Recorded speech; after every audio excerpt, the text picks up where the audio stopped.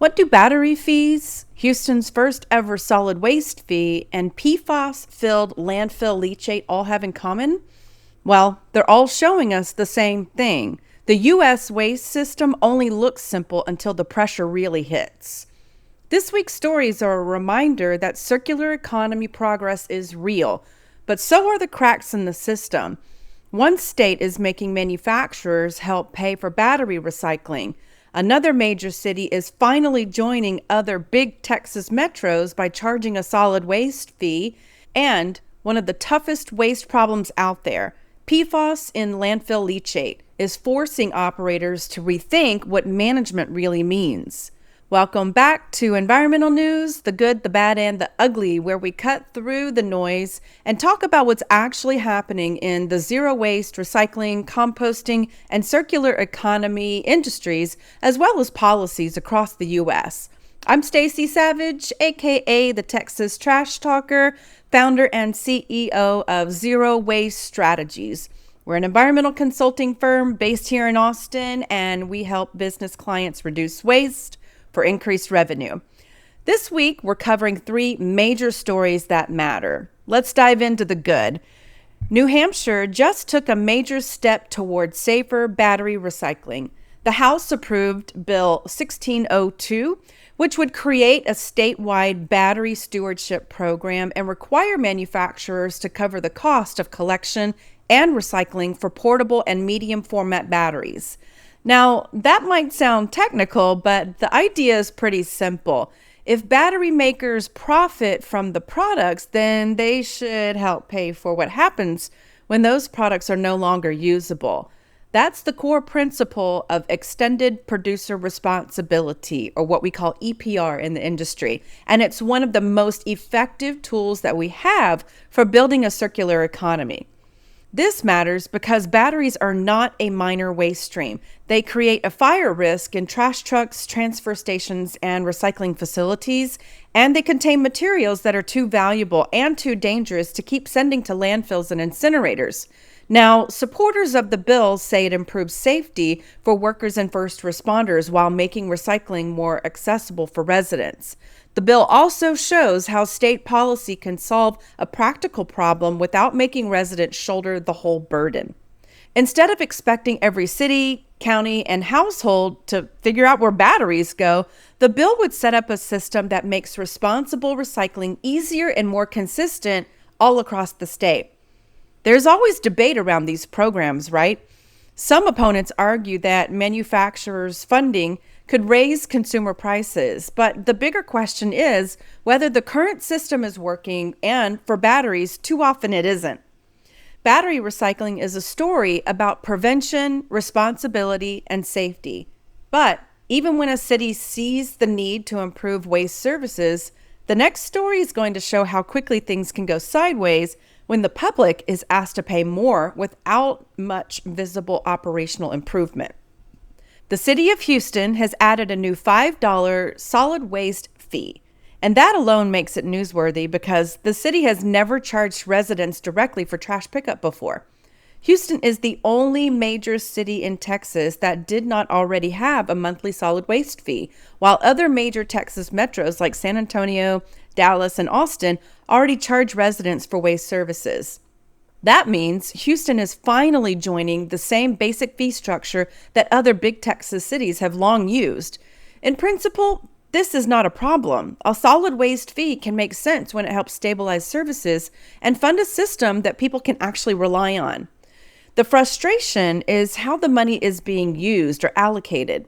City officials say the fee is intended to shore up the budget and support a solid waste department. But the proposal is being framed as an administrative fee rather than a direct investment in visible operational improvements. Residents are understandably asking fair questions, such as, if I'm paying more, what exactly is getting better? That's where the city risks missing the moment. Houston could have used this as a chance to say, we're investing in cleaner streets, more reliable collection, better bulk pickup, improved recycling access, and stronger services.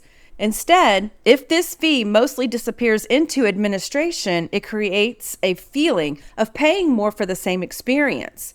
And in a city the size of Houston, trust really matters. If people don't see service improvements tied to a new fee, they're far less likely to support future changes, even ones that could genuinely help the waste system function better.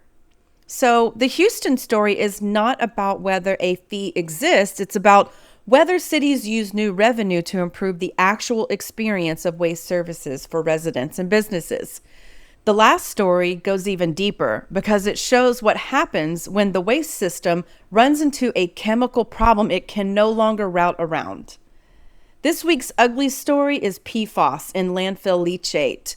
Leachate is the trash juice that accumulates at the base of a landfill, and it's one of the clearest examples of how the waste system is being reshaped by a chemical problem that we never fully solved. For decades, landfill operators managed leachate in a fairly predictable way. They collected it, stored it, hauled it on schedule, and sent it to a wastewater treatment plant system that could accept it. That system worked because outlets were available and acceptance was relatively stable. But PFAS is changing all of that. As wastewater plants face tighter limits, pre-treatment demands, and their own liability concerns, more of them are no longer willing to accept landfill leachate streams. This causes immediate operational stress. Tank space is filling up, hauling becomes urgent, operators are forced to scramble for alternatives, and suddenly, landfill leachate isn't just a routine part of operations anymore. It becomes a major logistical risk. What makes this story so concerning is that landfills didn't create the PFAS, but they often end up holding it. PFAS arrives in customer products, industrial materials, and contaminated soils, and landfills are where a lot of it ultimately resides.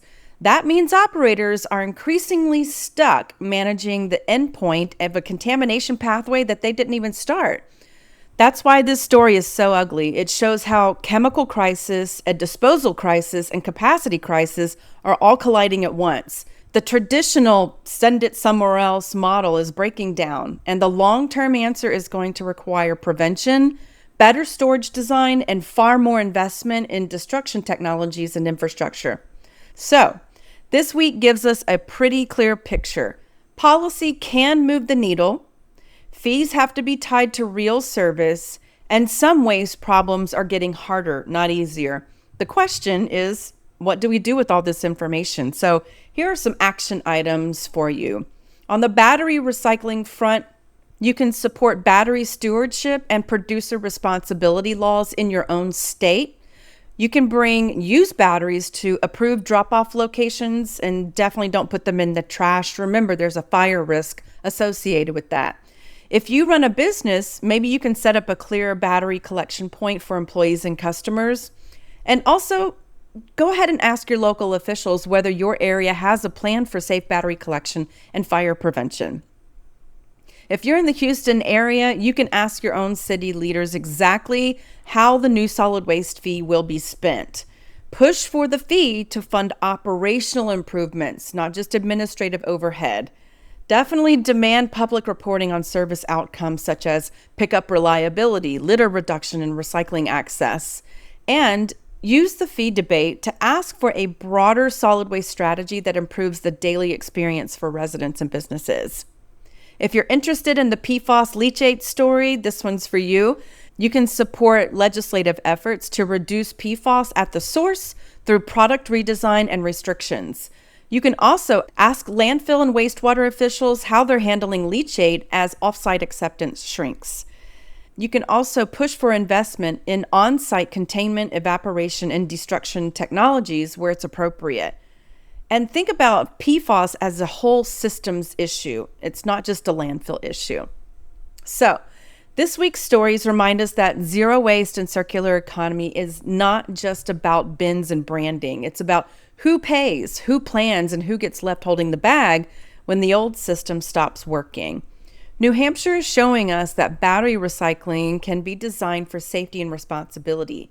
Houston is showing us that residents will notice whether new fees actually improve their service. And PFAS leachate is showing us in the bluntest way possible that the waste stream can only absorb so much before the pressure forces a new approach. The encouraging part is that none of this is outside of our influence. Residents can ask better questions. Show up at city council. Businesses can change purchasing and disposal practices. Local governments can step up and start planning earlier to build smarter. And advocates can keep pushing for policies that prevent waste instead of just managing it after the fact. If this episode helped you make sense of what's happening, share it with someone who works in the sustainability, public works, or local government industries or sectors. And if you're watching from a community that's dealing with batteries or waste fees or PFAS right now, just know this: you are not looking at isolated problems. You are looking at the future of waste policy, and you have a role in shaping it. I'm Stacy Savage. This is Environmental News, the good, the bad, and the ugly, and I will see you next week. Bye.